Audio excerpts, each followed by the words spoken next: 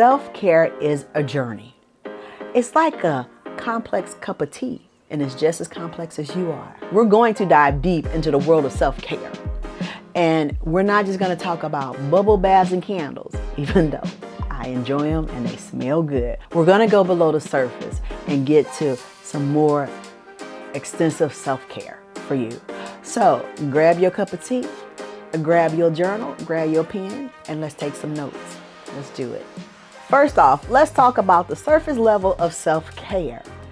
It's the bubble baths and all that, which Instagram tells you that's your self-care. But let's keep it real. If getting in the bubble bath solved all the world problems and all your problems, we'd all be wrinkled prunes right now because we'd be in some water. Remember the last time you took a self-care day and you binged watched whatever series on whatever app it was, and after you finished, you felt drained? That's because self-care is more than skin deep. It's about peeling back layers. Imagine self-care as an iceberg. We've all seen that picture of an iceberg where it's that little tip that you see, and then all of a sudden you go under the water and it's a huge mass. Think about self-care in that way. What we see above water is just a tiny piece of what it actually means to do self-care. The real depth lies beneath the surface. It's about setting boundaries, saying no, following your passions, recognize your emotions, and even sitting with those uncomfortable ones instead of running from them. That, my friends, is part of self-care. Deeper self-care. So what does that look like? Mental self-care. That can look like journaling, meditating, going to therapy sessions. It's about decluttering your mental mess and cleaning up your mental house. Emotional self-care.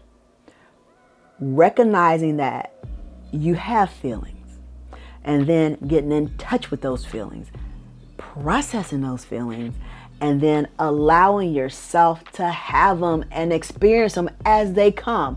You watch a sad movie, cry if you want to cry if that thing touched you. If you see a funny meme that may not be appropriate in some people's world, but you enjoy it, laugh. Do the belly laugh where you, if you like me, if you laugh so loud, you may even snort. I mean, that's just my quirk.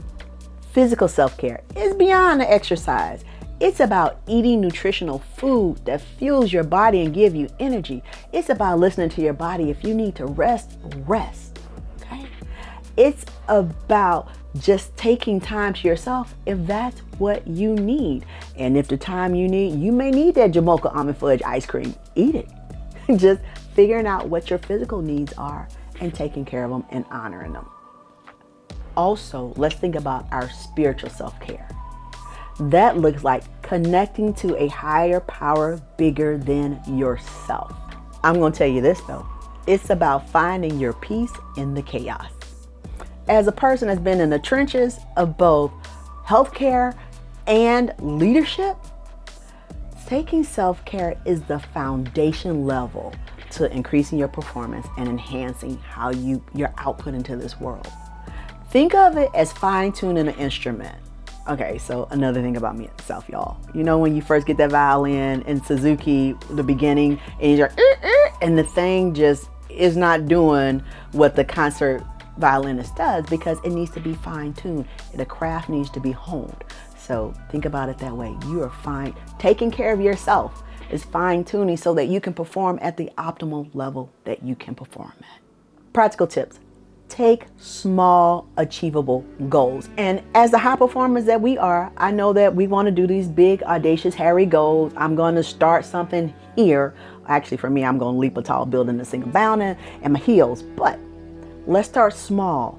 Maybe just 1 minute of meditation, 5 minutes of meditation, a 10-minute walk. You don't have to do this big goal. Start small and have the small wins, and all those small wins add up to a big win. Be mindful of your energy. Not everything is equal. Focus on the things that pour into you and build your energy, and start eliminating the things that drain you. And not only things, but people that drain you.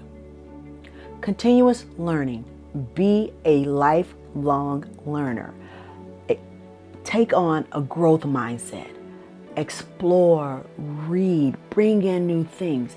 Every day is a new day. It's like school and you're learning something every day. Now that we've waded through the water of self-care, it's your turn to dive in. Remember, self-care is not selfish, it's essential. It is the fuel that we need not only to fuel ourselves, but also those around us. So, I challenge you to pick up one self-care thing this week and try it out, whether it be setting boundaries, starting a gratitude journal, taking a walk, or just getting quiet. Whatever you do, do it with intention. Share your commitment in the comment section below so we can hold ourselves accountable and so that we can create a ripple effect so that self-care can just become the norm. Wouldn't that be lovely?